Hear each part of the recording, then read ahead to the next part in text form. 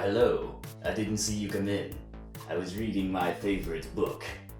That is actually a Blu-ray. So, KneeJerk, the whole point is, instead of doing something where I will see something, analyze it, break it down into its components, and form a recommendation based on that, this is more of a exposure to media for the first time, and then just sort of my expectations beforehand and my gut response to it afterwards. So today,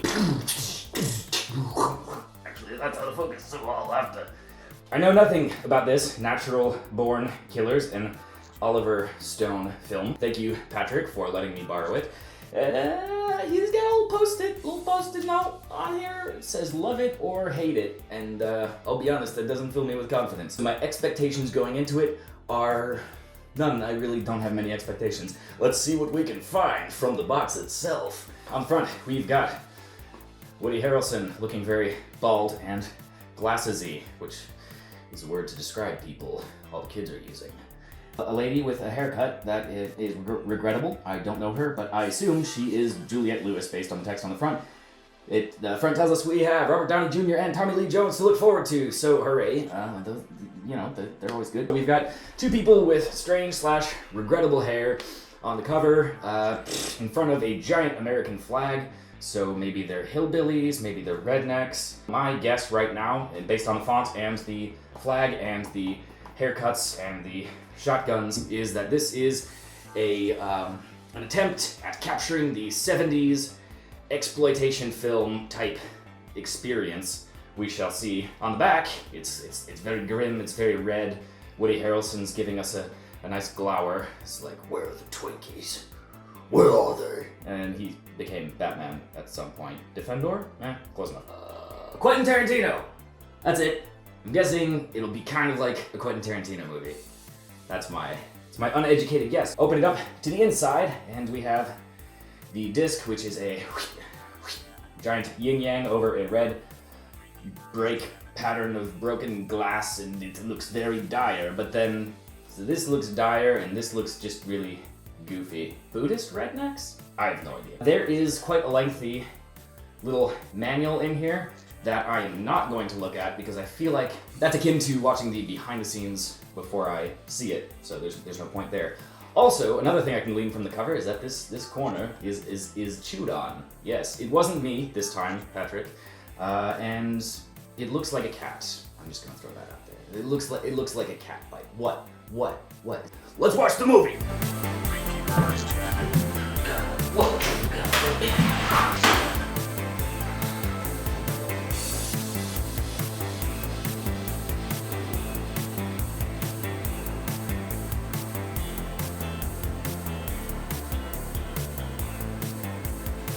5 years in federal prison.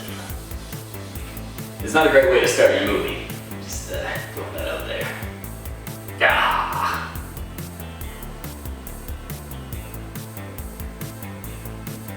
This is why people pirate things. Not that I would, but people.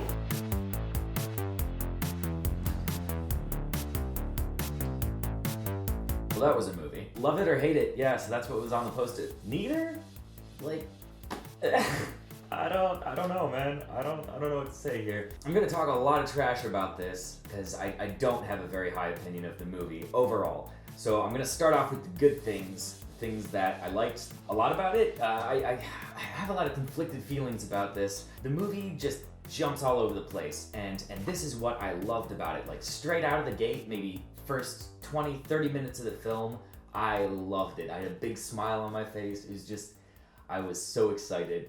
It's kind of cinematic anarchy. He does this really interesting and innovative and super cool thing where lighting and camera setup, aesthetic, sound, none of it means anything unless the director wants it to. Like, none of it's tied to any kind of like real world setup. So for example, if characters are getting romantic, then all of a sudden the lighting scheme changes to be backlit. This is like all on camera, not cut or anything. He makes a flagrant point of it, which is super cool.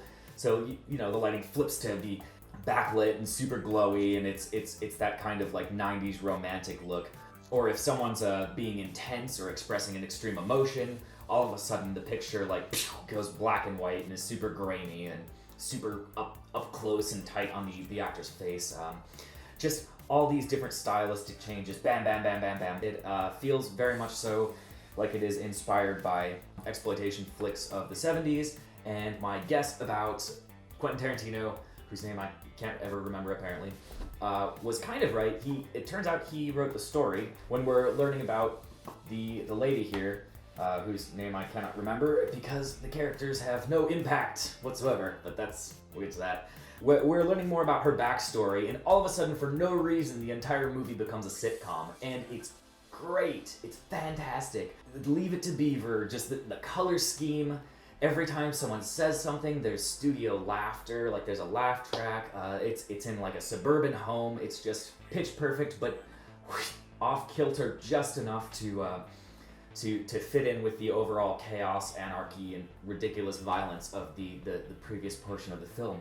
So that's great. I love that. That's certainly nothing I've ever seen before. The biggest problem is that the movie, like, it gets into a rut, you know?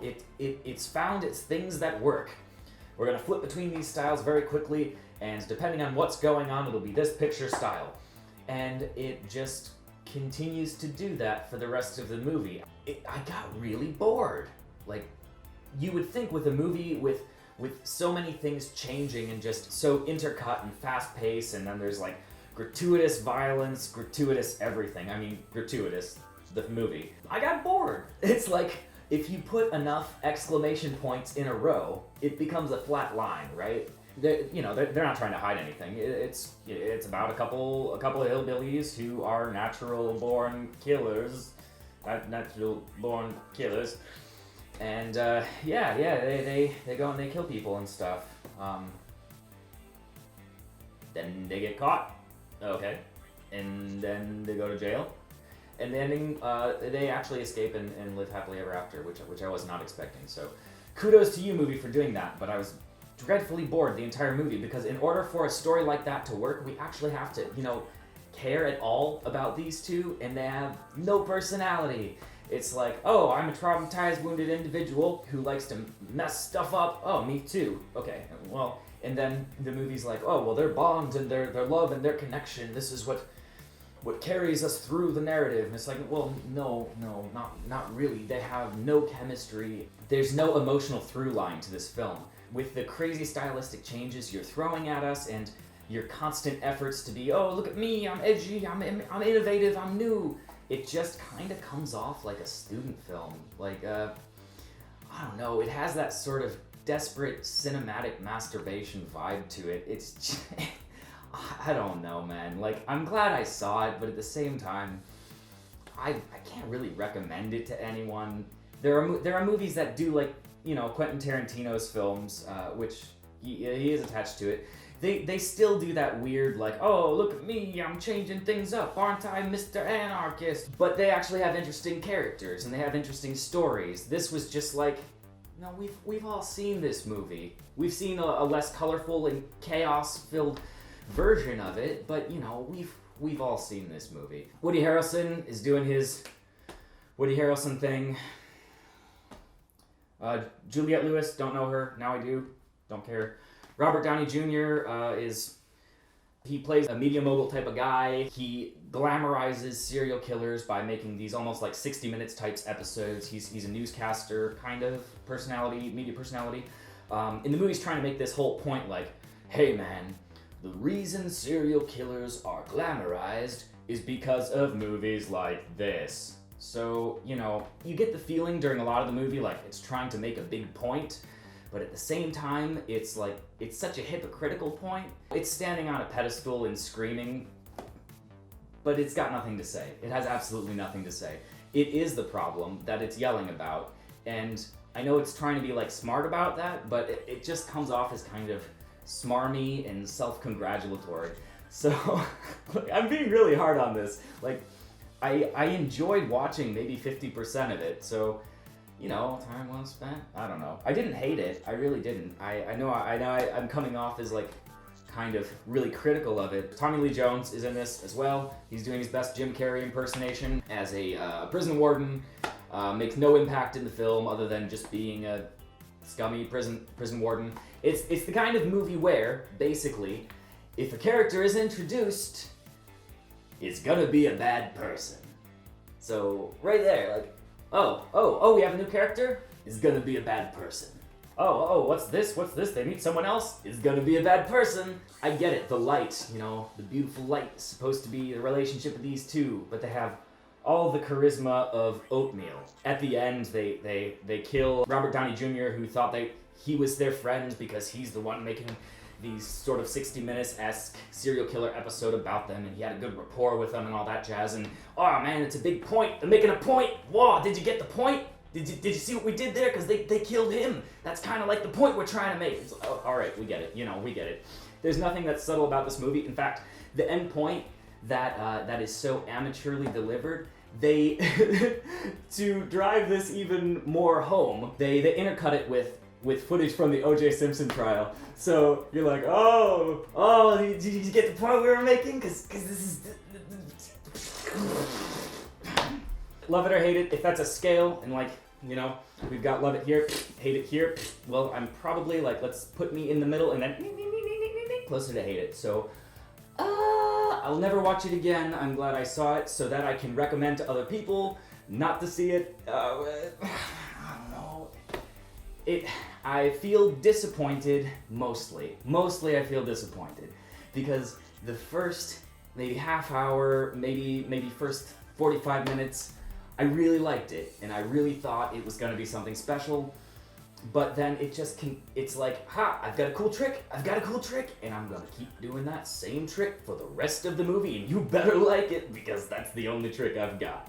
Thank you for watching KneeJerk. If you are interested in more substantive critique than my word and emotion vomit, go ahead and check out my series, Should You See Films, where I break down and analyze in a much more scripted format than this one. So, Natural Born Killers. Do you love it? Do you hate it? What's your opinion? Let me know in the comments. Let me know what I missed. Let me know what else I should see. So, yeah, thanks for dropping by. I'll see you later. Thanks.